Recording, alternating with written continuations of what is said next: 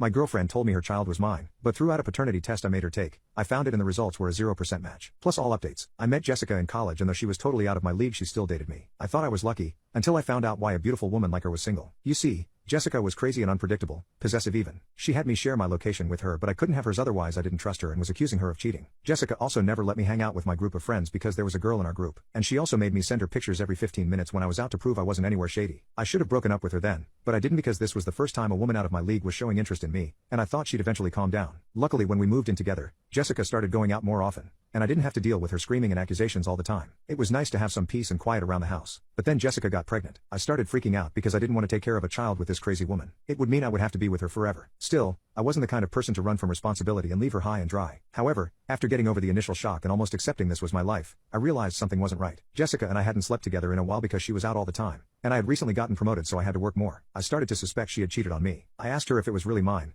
and she deflected, asking me what I was trying to say and claiming she was more loyal than me. Jessica said that there was no one she loved more than me, and she was happy she was having my baby. She then changed the topic, saying that we should go shopping because she needed new clothes. She meant designer clothes for herself because the baby deserved a stylish mom. I let it go and just went shopping with her. I barely thought about her cheating after that because I had to wait on her hand and foot. She'd tell me that she was so stressed thinking about our baby and she could really use a massage. So, I took her to have a spa day. Other times she'd say the baby was craving seafood or steak so I had to take her to a steakhouse or lobster place, all which were super expensive. When she said that the baby needed a relaxing vacation, I called her on her BS. She wasn't even showing yet so how could the baby need that? I was really considering leaving her in that moment, especially since I remembered that I suspected her of cheating. I guess Jessica could tell I was thinking that because she started talking about how much child support I'd need to pay if I ever bailed on her. I just gave in and paid for a weekend getaway to a 5-star resort. But I couldn't take it anymore when Jessica heard me say I love you on the phone and she asked me what skanky bitch I was talking to this time. When I said it was my mom, she said, I don't care if it's your mom. You're probably going to run off and marry her like the slut that you are. The thoughts of breaking up with her popped into my head again and she quickly said that I had to think about the baby. And she didn't want the baby to grow up in a broken home. I couldn't take it anymore and asked for a paternity test. I'm not lying when I say she looked like she wanted to end me. She flipped out, screaming that I didn't trust her, that I was accusing her of being a cheater,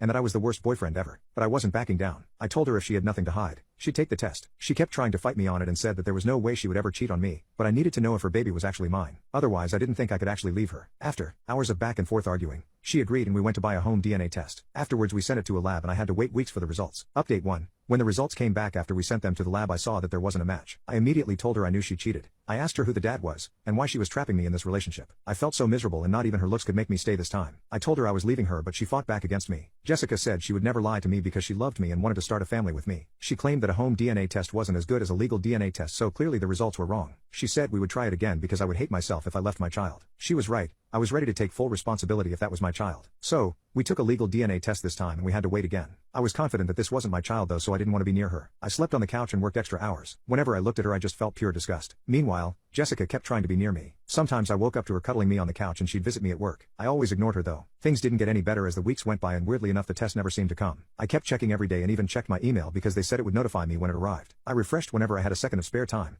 until one day it said it delivered. But it hadn't been delivered. I waited for another week. It wasn't until I was taking out the trash that I found out the test had been delivered. Because I found the package there and I saw that it still said 0 match. I went to her room and asked her why she was trying to hide this from me, and that I couldn't take things anymore. She couldn't lie herself out of it this time and I told her to not even try. I started packing my bags while she cried about loving me and not leaving her with a baby. She said she couldn't be a single mother so I told her to go talk to the real father, assuming she even knew who it was. I left that night and drove to my parents' house.